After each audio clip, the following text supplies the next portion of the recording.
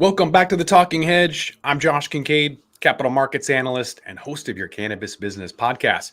My guests with me today, Ashleen and Rileigh Aguilar. They're with the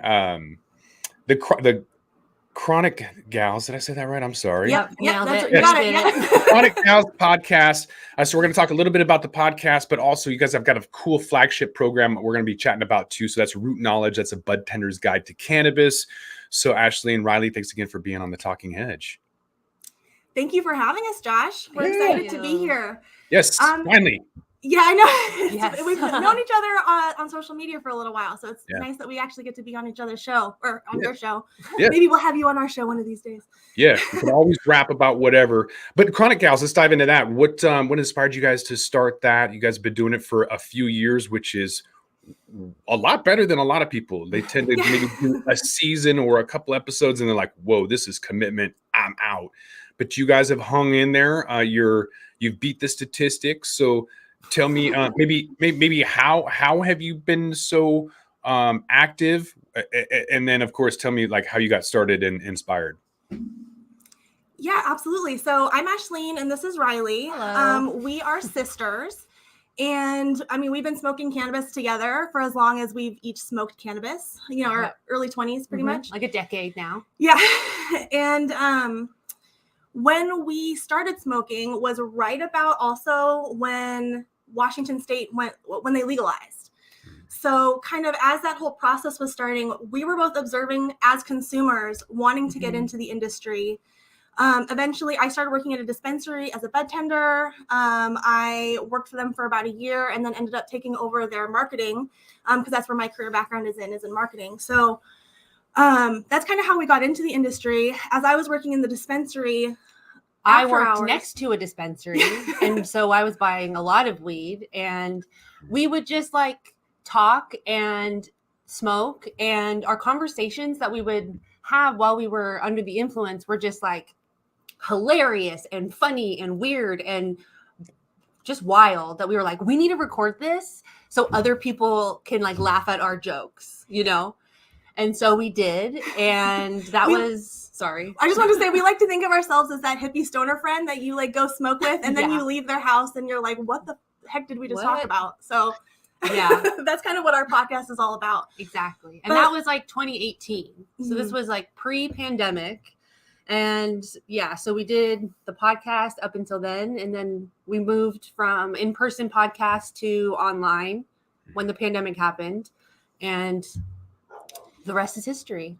Yeah, and even then, as we were moving online, we even moved to different platforms like Clubhouse, where we started hosting Clubhouse rooms to kind of talk about the industry, to get other people's feedback, to see what other people were observing as well.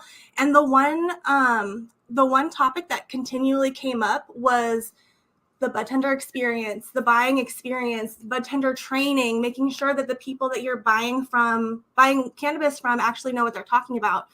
So after, 3 or 4 Clubhouse rooms of that same topic kind of dominating, we looked at each other and realized that we could fill this gap. Between my experience budtending and marketing in the industry, just our experience as consumers and our interest in cannabis, just personally, we've learned enough to put it into a textbook and create something that dispensaries can use to train their budtender, so everybody's speaking a common language. So that's kind of how we got from the podcast to Take Root. Mm-hmm. And in between, it's also you kind of being at the store and seeing in Washington. A lot of people don't realize we have more product SKUs than anywhere else, maybe in the world, by a long shot. There's 1 or 2 other states that have about 2/3 of the products we do, but at almost 2,000 SKUs, you walk in and it's not on a tablet like in Vegas. I mean, Vegas has, Nevada has a lot less products than we do, but everything's on a tablet, so you don't even see it. So when you see 4 times the amount of product and it's all in your face, you're like, whoa, I don't even know what to do. So to have a program in order to educate the educators, I think is paramount, especially when you have the amount of turnover that we do and a nascent industry that's new and changing. Like you don't even have Blue Dream that was so dominant a few years ago. You have all these other cultivars and new strains, and and proprietary genetics, you know, and so how do you even know unless you try a lot?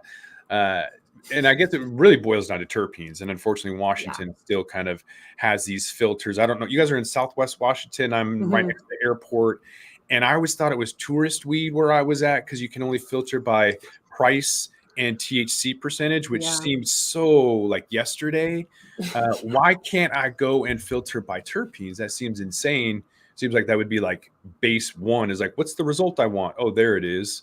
Right. So there's a lot of issues, I think, that even an OG state like Washington has to learn from, you know, Nevada. I don't know if like we've just kind of sat on our laurels, you know, and haven't done anything, and then someone else is going to sweep us out, kind of like Uber took over cabs or whatever. Like if you sit on your ass too long, someone will come through and take over, and maybe that's going to be a delivery service that just robs all of these stores from being lazy. I don't know, but I'm ready for disruption. Yeah, for sure. Well, one thing that we noticed is that simply, like you said, like we're one of the OG states. We've been developing this industry for the past decade now.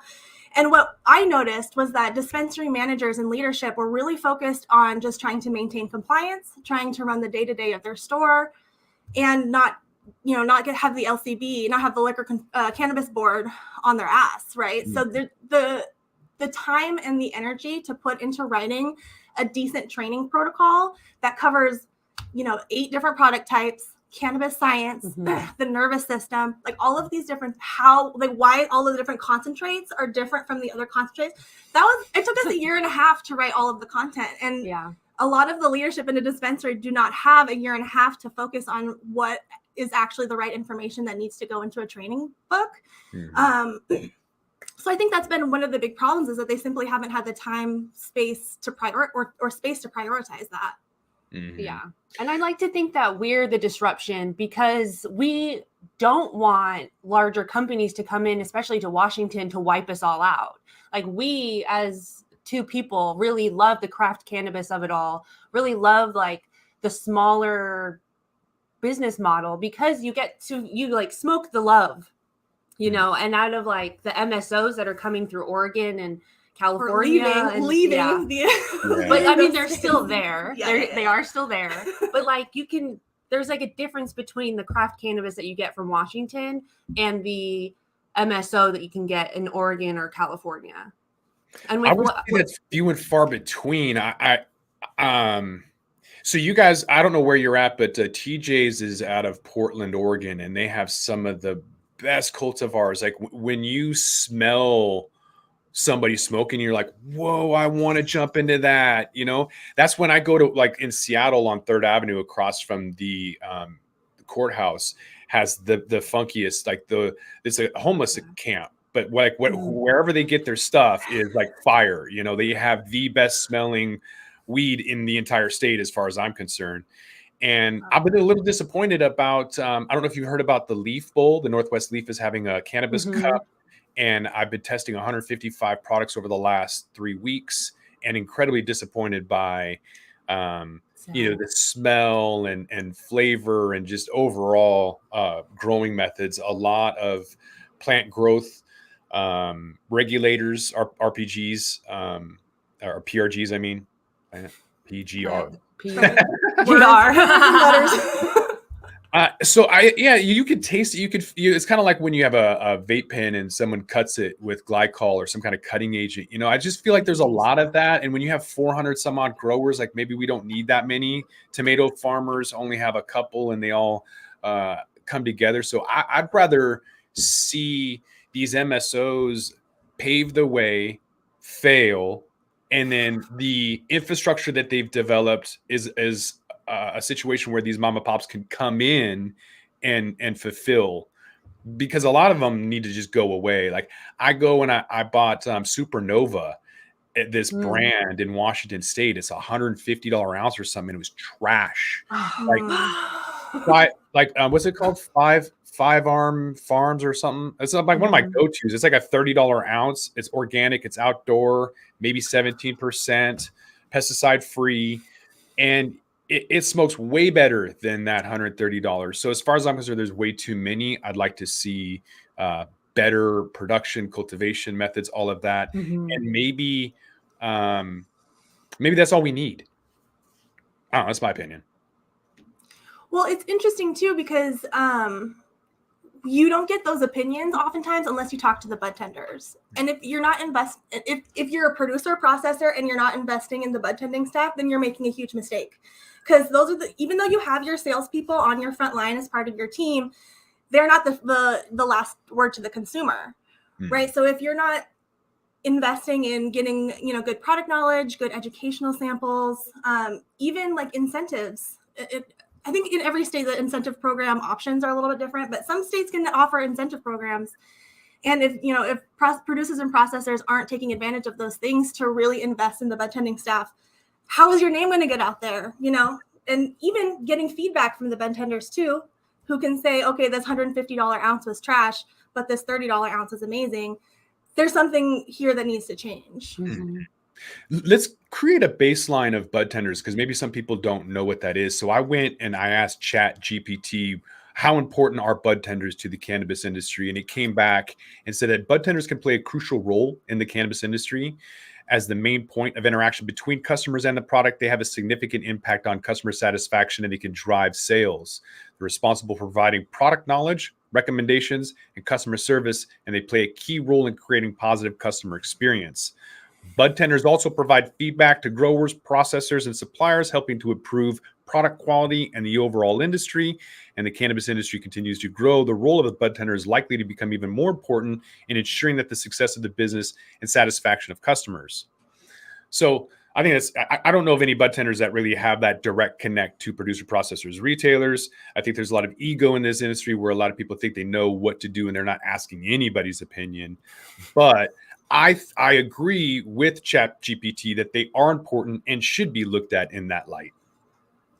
Yeah. And I think one of the problems right now is that budtenders don't have a base knowledge, and what they're relying on is like brand specific education to teach them the base knowledge.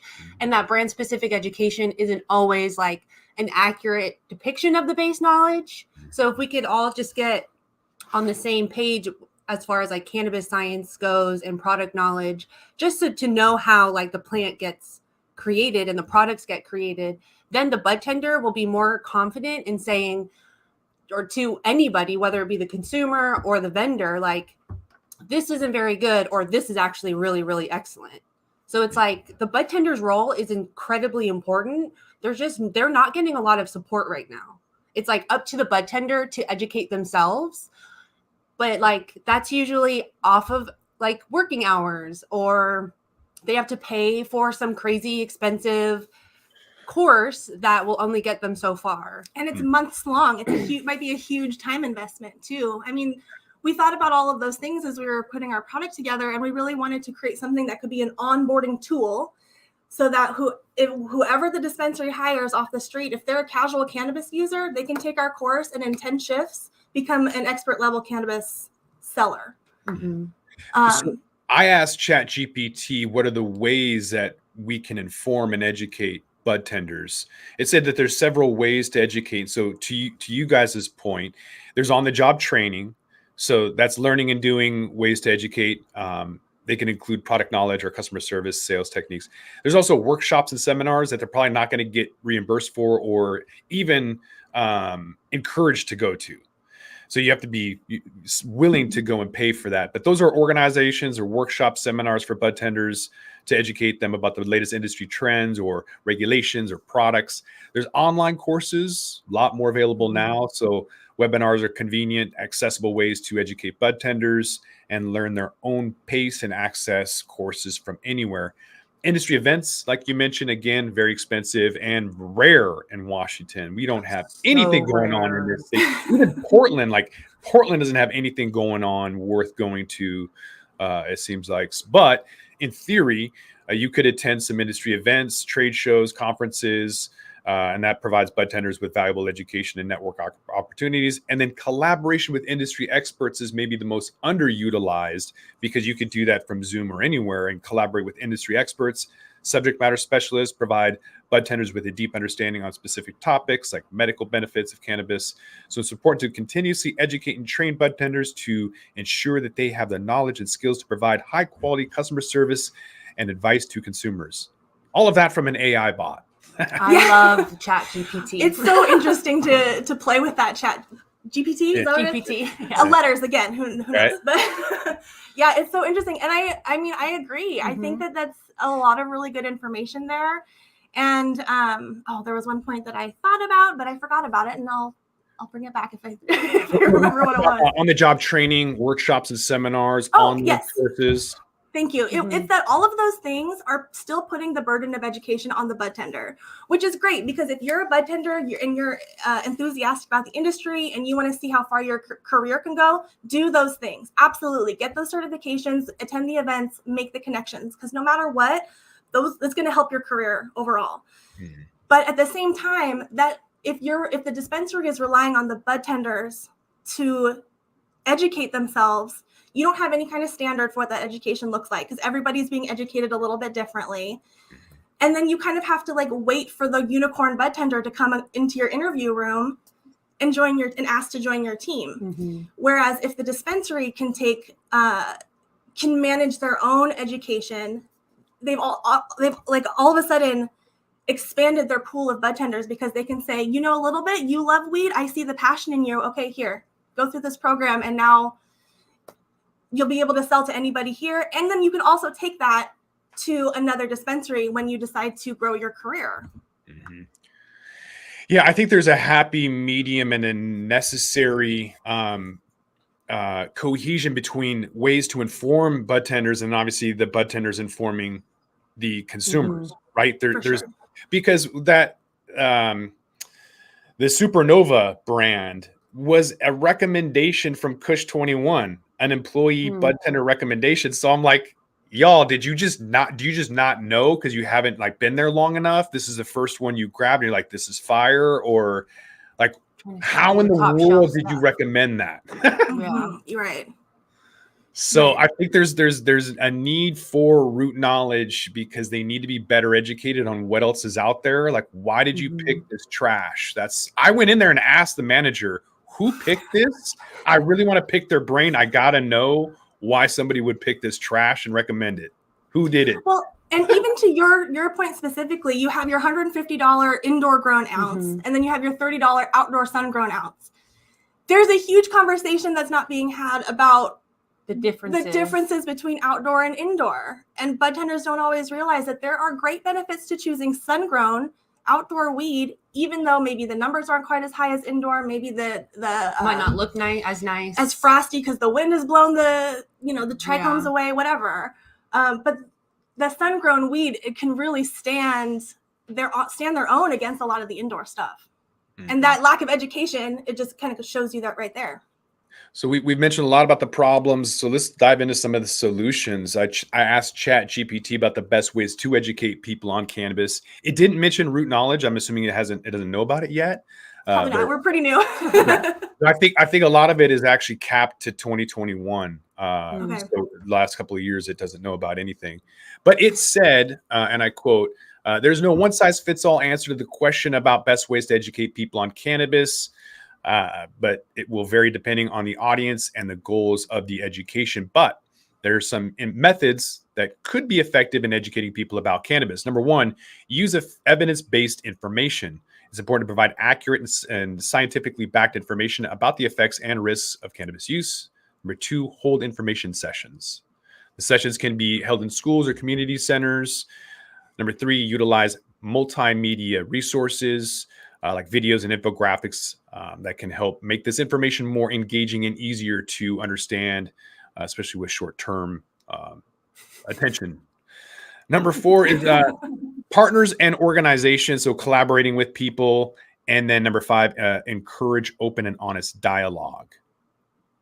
So, I mean, it's just basically saying collaborate and partner and use media and hold information sessions and use evidence. I actually think that anecdotal information is really important too. If you tell me something helped you, I'm going to believe that way more than I'm going to believe some double-blinded study from the FDA backed by Pfizer or whatever. Totally. Nah. I'll believe one person like my neighbor over anything that I see on mainstream media. So evidence, sure, I want to be able to inform myself, But it seems like so much stuff is biased and paid for by somebody that you need to use, two of your own brain cells at a minimum to come up with stuff these days. So having said all of that, there's a lot of ways to educate people on cannabis. I don't think ChatGPT really nailed it. What else is out there, ladies? Well, there's us. There's Take Root Dispensary Training. And like we said earlier, we're really giving the responsibility back to the dispensaries to train their staff. And I think as the world is going and this weird recession is happening, it's really imperative for businesses to to stand out as a business employer. And if I was going between two dispensaries, one dispensary didn't give me training and one dispensary did give me thorough training, I would go for the one that gave me training and education over the one that didn't, because they are investing in me. They want me to be there. There's clearly a standard that we are all going to be learning at. And then what a great place to jump off when I find the passion of, depending on whatever it is that I want to be interested in the dispensary. But just knowing that my employer cares about me is huge in this day and age of Gen Zs coming into the workplace. And, business people need to stand out to employees. And I think with an educational training, that is one huge standout. Plus, people are going to be returning more because the budtender is going to be able to talk to them, well, not like me right now. But, and it's returning customers means more tips, means more money, means more higher ticket prices. So it's just a win-win-win-win if somebody has just training, the simple step of just having a training situation going on in their dispensary over somebody that doesn't. And then it's up to you to train yourself. Yeah, and one other thing that we look for too is interactive training, because there's lots of different online courses that you can take through a handful of community colleges or even universities around the country now. Interactive training. Thank you. Interactive training. The reports show over and over again that the more the person can practice an interactive scenario in real life with somebody, they're going to become better salespeople. So that's the other thing that we really look for is how is the knowledge getting into the person's system, is to be automatic and easy. And we provide those scenarios. We encourage the trainer to say, okay, so-and-so walked in, they want the highest percentage. This is what they are. How do you sell to this person? And then the trainee can just be okay, well, let me change the conversation from percentages to terpenes, and then go from the terpene conversation to how they want to experience, and then figure out the product type. So there's a method and a way to walk through any situation that a budtender might experience. Mm-hmm. I think a lot of the retailers and just managers in general want to keep costs really low. And in their minds, they have this idea where they have to go to a website like Lemonade and drop, minimum $10,000 on this cute little infographic that they have designed by a company to educate their staff on. When in reality, it doesn't even have to be that complicated.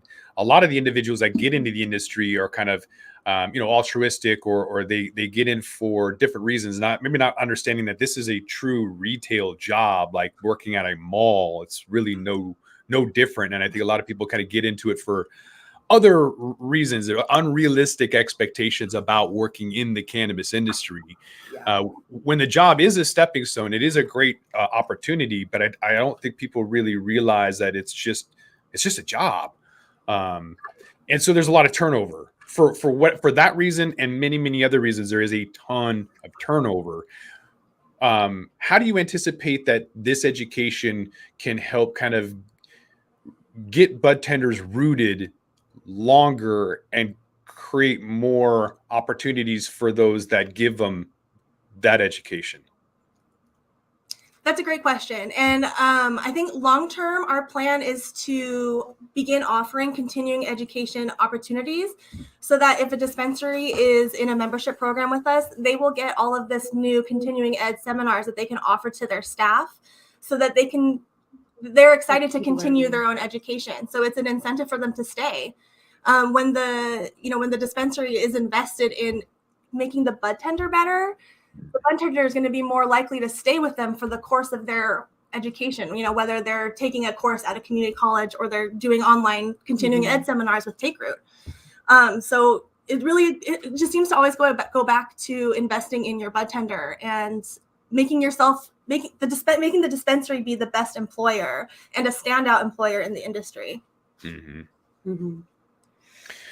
Yeah. Any success stories or feedback that you've had in the field with this? I'm sure it's better than what's out there, because I haven't really seen a whole lot. There's some stuff behind the scenes. I think Budtender is kind of a software that's behind the scenes, but that's already assuming that they've been employed.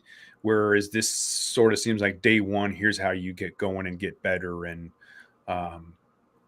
what's your feedback on it so far? Yeah, so our platform as it exists currently is just now launching. So we don't have anybody who's been able to go through, any dispensaries who've been able to go through it. Our beta client back in 2021 really enjoyed the content, but at that time it was just kind of delivered as a textbook. So there wasn't any kind of guarantee that people were going through or anything, that they're actually doing it, which is why we changed directions and really wanted to put it online as an online course. So now we have our online course. We've had a couple peers go through it, including a cannabis educator named Anna Simons and a budtender peer, Lotta Braithwaite, both from, actually Anna's in Hawaii now. Yeah. And then Lotta is in Seattle area, but they have both gone through it just to help us make sure that what we were teaching was accurate to the industry and make sure that everything looks good. And they were both very impressed. There was minimal feedback, just kind of clarifying a few things there, but it made 100% made the text better. Yeah. And so now we're excited to get it in front of a couple dispensaries. We have a couple demos on the books, so that's awesome. Just excited to get out there and continue getting feedback. So if there's anybody who wants some more information, they want to talk to you, they want to get some more details, maybe even get a demo, how can they reach you guys? Where are you guys at? Yeah, absolutely. We're online at takerootdispotraining.com, and that's DISPO training. You can also find us on Instagram and LinkedIn at the same place, and Facebook, Take Root Dispensary Training. Or you can email us directly at hello@takerootdispotraining.com. Okay. And I will leave a link to, if you guys are on LinkedIn, I will leave a link there. And that's about all we can do. Otherwise, we get strikes and warnings and all that fun stuff. So I think with that, we're going to have to roll this one up. So I want to thank my guests, Ashleen and Rileigh Aguilar, Take Root. And you guys can check out their website too. So very interesting stuff with root knowledge, Budtender's Guide to Cannabis. So again, thanks again for being on the Talking Hedge. I appreciate your time. Absolutely. Thanks for having us on. Yeah. And don't forget about the Chronic Gals podcast. You guys can check them out there as well. But again, we're out of here. So I'm Josh Kincaid. This is the Talking Hedge. Don't forget to like, share, and subscribe, or don't. And I'm out.